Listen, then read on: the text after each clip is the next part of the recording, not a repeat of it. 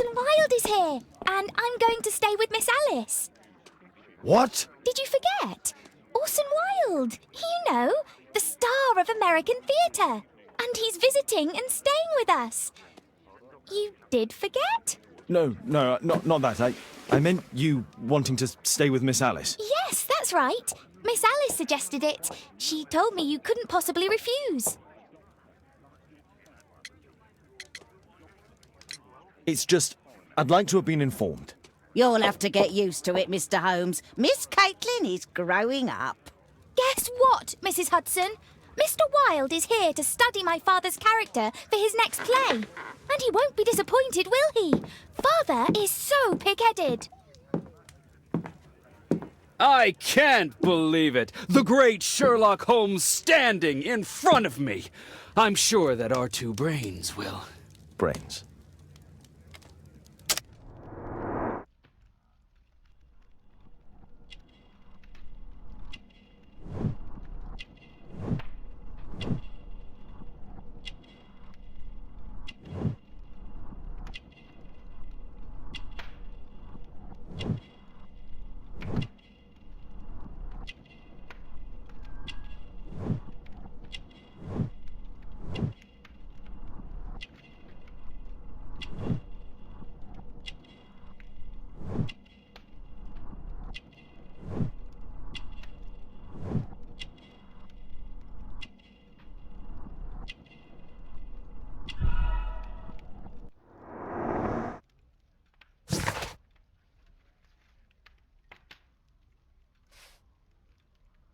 Mr. Wilde, your room.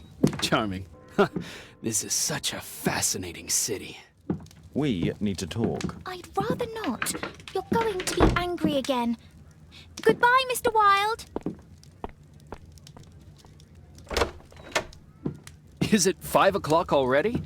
I think I might go and ask Mrs. Hudson for some tea.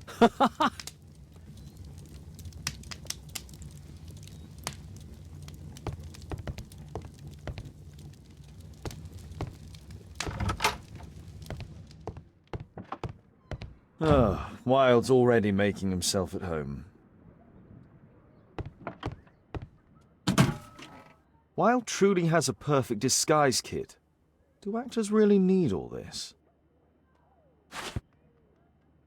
This must be grease paint.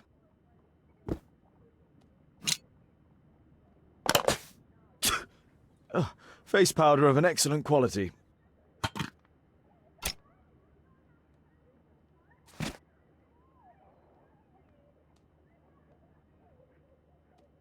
I use the same brushes for makeup. I forgot my hat. Father? I'm just checking, You've got something on your face. Is it makeup? It might be. Practicing my disguises, you know me.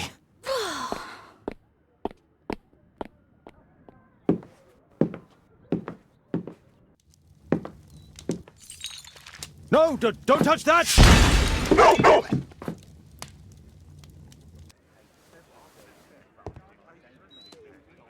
Ah, Mrs. Hudson, with our tea.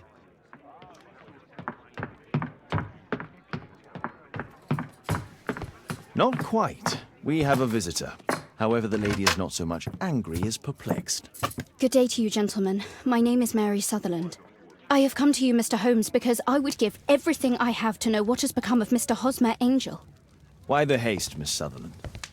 Mr. Hosmer Angel has disappeared, and my father, Mr. Winterbank, will do nothing. It makes me so angry.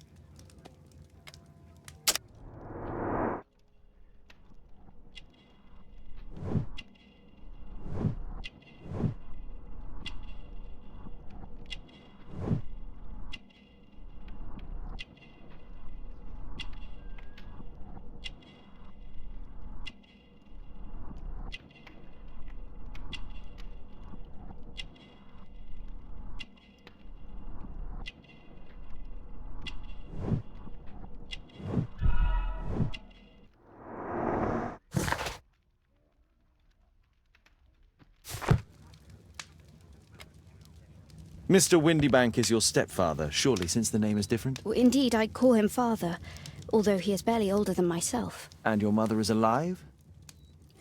Oh, yes. Although I wasn't best pleased when she married again, and so soon after father's death, and to a man so much younger than herself. What is your connection with Mr. Hosmer Angel? I met him at the gasfitter's ball. Mr. Windybank did not wish for me and Mother to attend. He never did wish us to go anywhere, but this time I was quite set on it. Fortunately, he left for France upon some business, and so didn't have any say in it. And I met Mr. Angel that night. We met again after that and would take walks together. But then Father returned, and we could no longer meet. Why was your stepfather against your going anywhere? Well, he didn't like anything of that sort. He used to say that a woman should be happy in her own family circle. Did Mr. Hosmer Angel make no attempt to see you? Well, Father was going off again in a week. And Hosmer wrote and said that it would be better for us not to see each other until Father had gone. After that, he stopped writing. Where does Mr. Angel live? I don't know exactly. I address all of his letters to the Leadenhall Street post office for collection. Were you engaged? Oh yes, Mr. Holmes. Right after the first walk that we took. Do you have your own income? I do, from an inheritance. It was left to me by my Uncle Ned in Auckland. Then you have all that you could wish for, naturally. Well, I live at home and don't wish to be a burden to my family, so they have the use of the money. Is there anything else that you can tell me about Mr. Angel? He is a very shy man. He would rather walk with me in the evening, so as to be discreet. I put a missing persons notice in last Saturday's Chronicle. Here's a copy, and a letter from him. Haha, a love letter. Yes, I see. As I anticipated, this validates my deductions perfectly. What deductions, Mr. Mr. Wilde. Holmes. Tell her.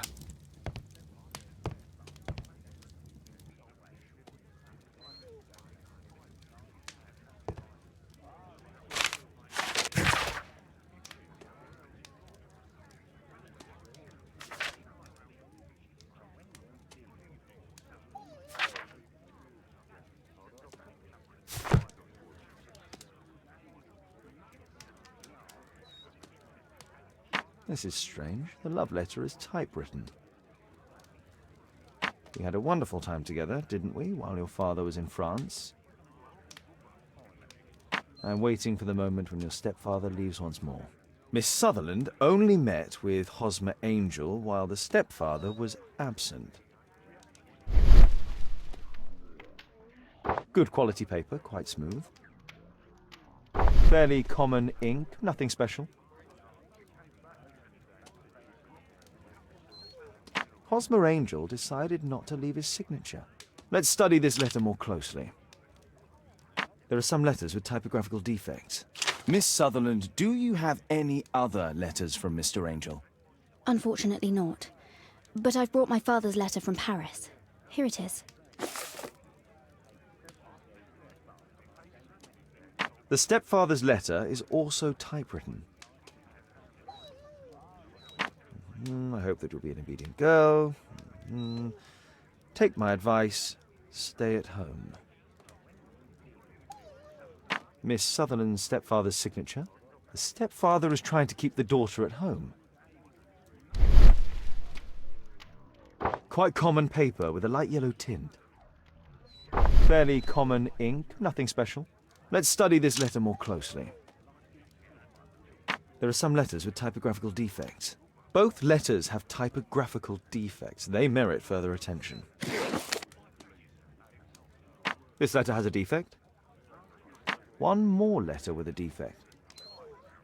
One more letter with a defect. There's the same letter with the same defect in both instances. One more letter with a defect.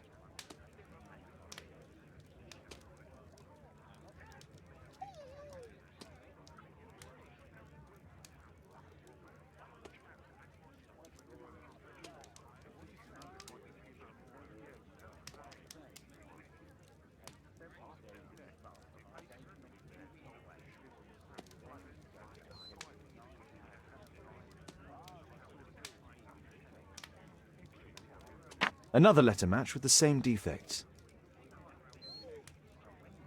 One more letter with a defect. Another letter match with the same defects.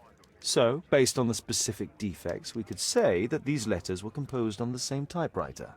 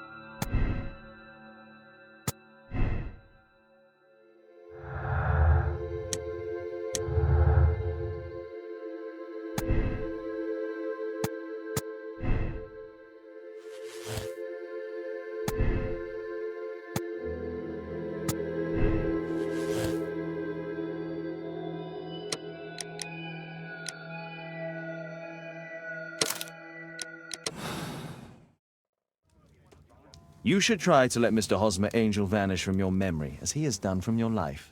Then you don't think I'll see him again? I fear not. Then what has happened to him? Your stepfather married your mother for her money, and also enjoyed the use of your income. But with your personal advantages, it was clear that you would not remain single for long, even with him keeping you at home. He disguised himself and reappeared as Mr. Hosmer Angel. He brought you as far as the church door and then conveniently slipped away. To bring you to this conclusion in such a dramatic manner that it would leave a permanent impression upon your mind. You have been cruelly tricked, Miss Sutherland. Oh, Mr. Holmes. No, I can't believe it. But we were engaged. Oh, it's horrible to think about. But thank you for all you have done, Mr. Holmes. Holmes, you could have been more diplomatic.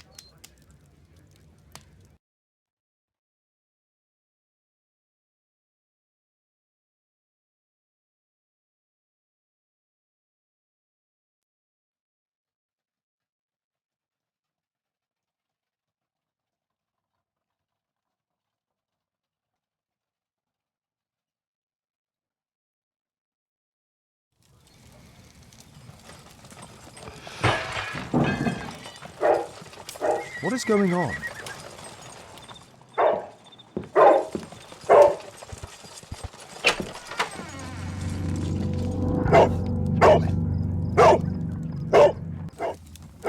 Mr. Holmes, is everything all right? Oh my God. Go back to your flat and stay there with Kate. It's ticking.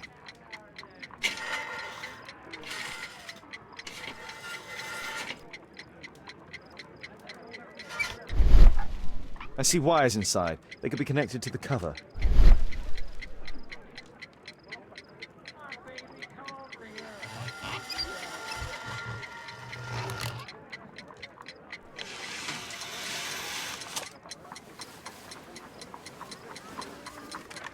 A fancy ticking homemade gift from a secret admirer.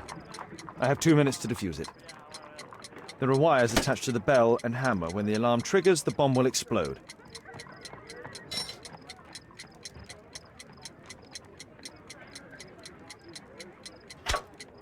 Whew.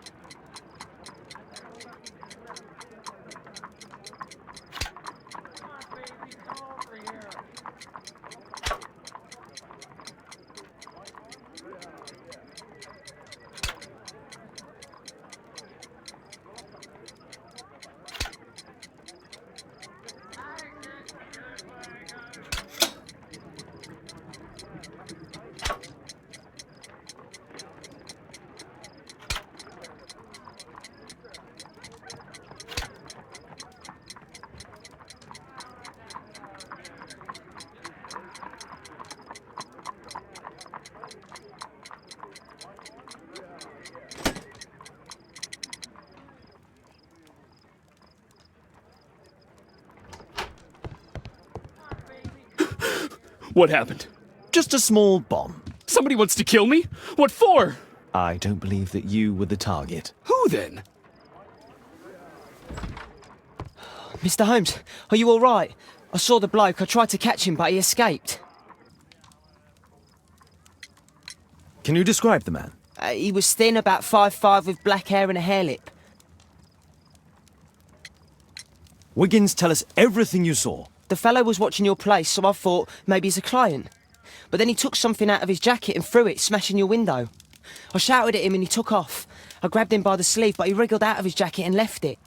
I'm sorry I didn't catch him, Mr. Holmes. You did very well, Wiggins. Now, let's take a look at that jacket. Here it is. Good job, Wiggins. Here's a penny. Oh, thanks, Mr. Holmes.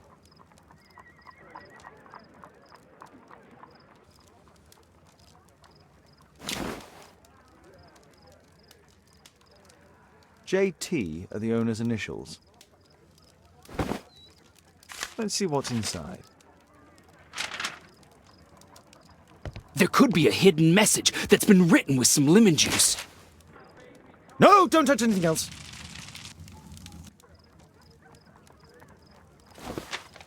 There are ink stains on this piece of paper.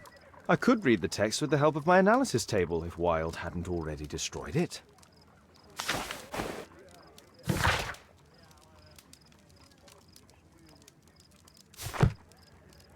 A poem. But what does it mean? This isn't a poem. It's a song called Rally Mohawks. That great moment when America rebelled against England's dominance. Then rally, boys, and hasten on to meet our chiefs at the Green Dragon. And I bet they hoisted a tankard of ale and invented a new nation. Along with deciding if this was the week they got to dump some tea into yon harbor. Why ever did he keep such a song in his pocket?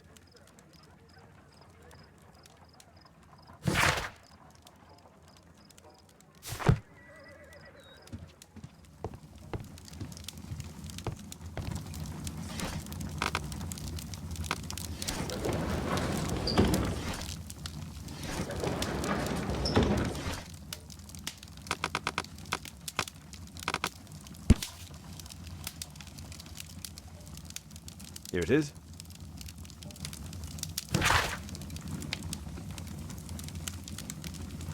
That's all I can do for now. Let's try and get a few hours of sleep. How can you sleep when there is someone trying to kill me? How selfish.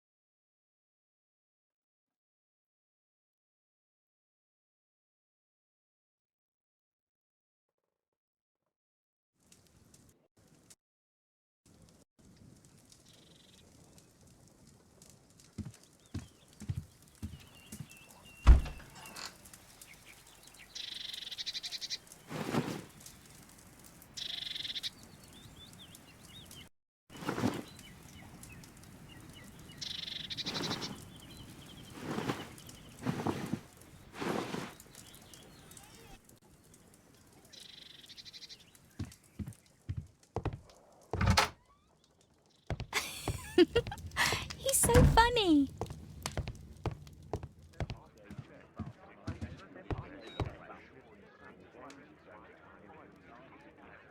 Did you sleep well, Kate? Very well, thank you, Father. Is that Wilde? Whatever is he doing now? He's transforming you into a legend. Oh, silly man. Kate, what's the matter? Well, I just came by to tell you that I'm going to the zoo with Alice. We'll be having lunch in town. The zoo? What on earth for? Perhaps because it is my birthday today? I fooled you, didn't I? Of course I remembered. Here's some spending money. Go and enjoy your special day. All right. I'll go then. Kate. You never do anything right. All right. Come here. I've had enough of you not caring about me. I do care. I've just had a difficult night. Yes, Alice told me about the bomb, but you wouldn't. Kate, I only want to protect you. You don't understand anything. I wish Alice would adopt me. Don't be ridiculous. I don't know why my parents entrusted me to you. Did they really know you? Kate, come back! Damn it. Such a waste. This Alice, I have an odd sense about her. It's as if she's playing with Kate's feelings. This would be a good opportunity to investigate Alice's flat while they're absent. And anyway, it'd be better to visit the Green Dragon Tavern during the evening. Oh my, I see you and Kate are best friends already.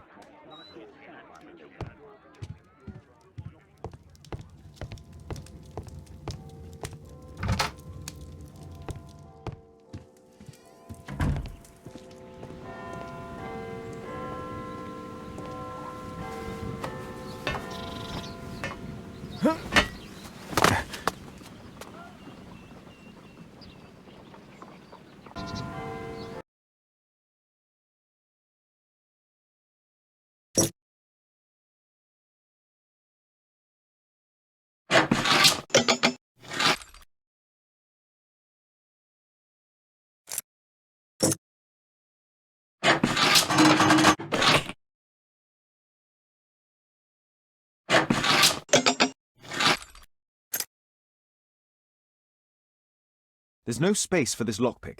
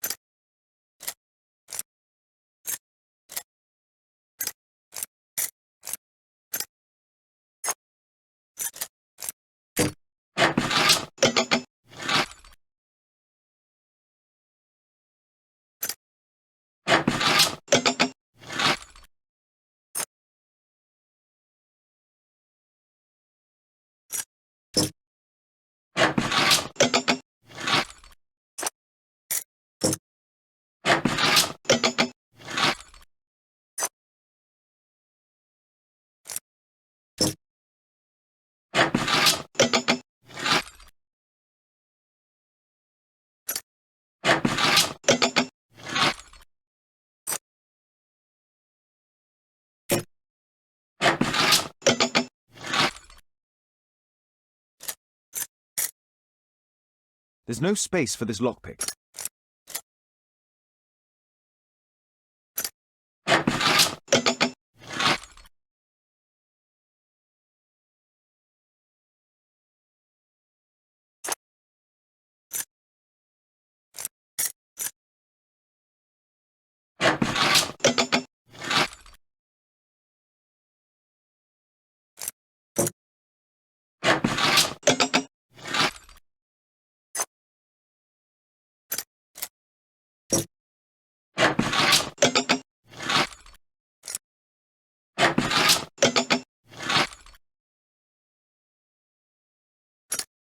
There's no space for this lockpick.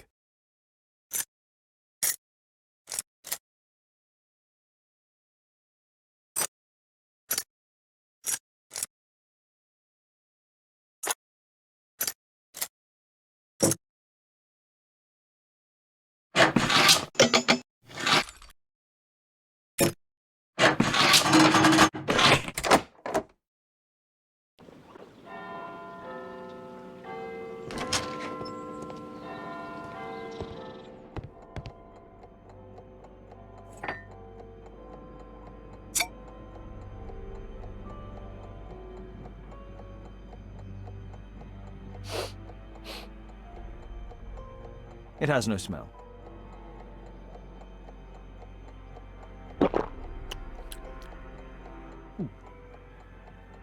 It has a bitter taste.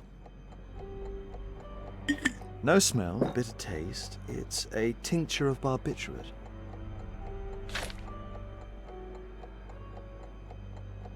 Alice prepared a gift for Kate. She remembered her birthday. Well, women are good at that sort of thing. A soothing drug to aid sleep. It appears that Alice sleeps in this armchair, as uncomfortable as that must be.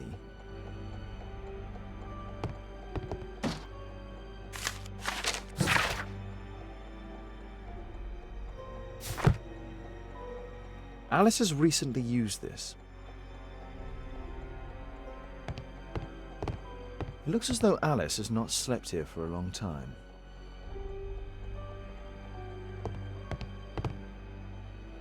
A phonograph cylinder.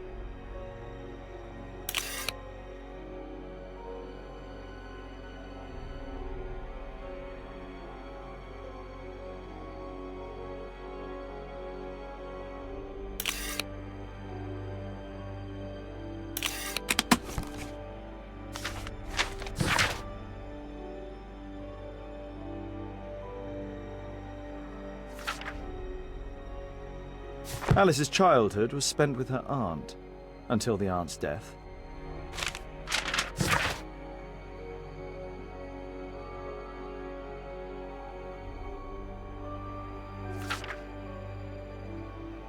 Alice was unhappy with all of her adopted families.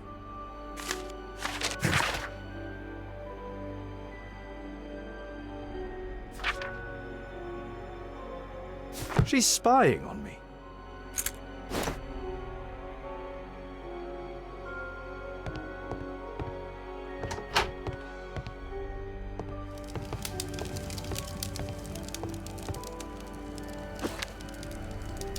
Strange taste in literature. Sarah de Bouvier is Alice's mother. Her full name is Alice Floella Hamilton.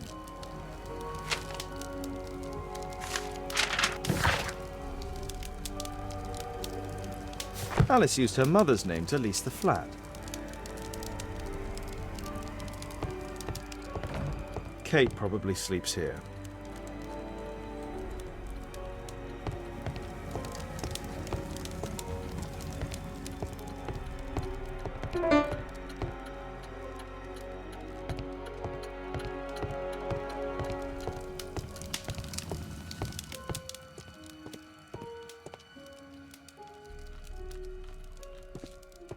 This lock is quite new.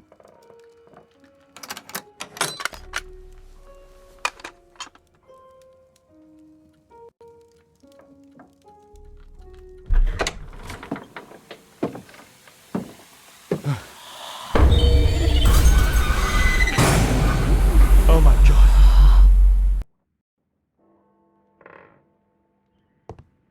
The wheelchair is the same as the one in the photograph above.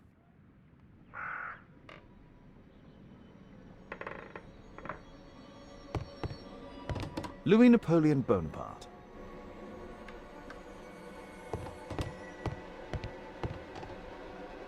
It's my distant ancestor, Horace Verne.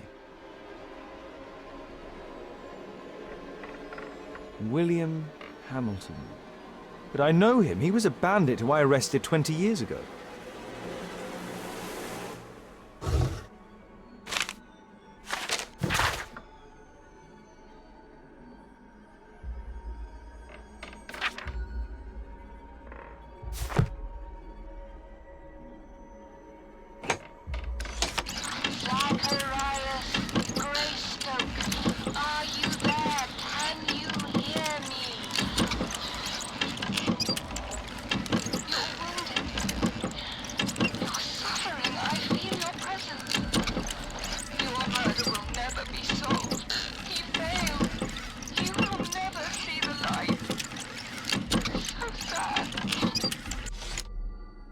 Alice knows about Zacharias Greystoke, the victim from the bowling club.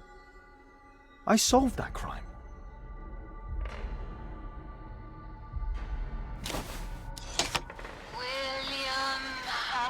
son? Are you there? Can you hear me? I wish to hear from you.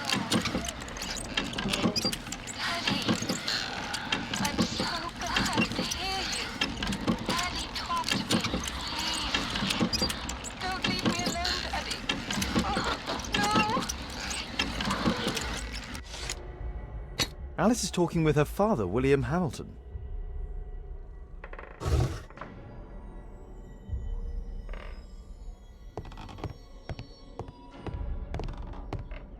Abraham Lincoln.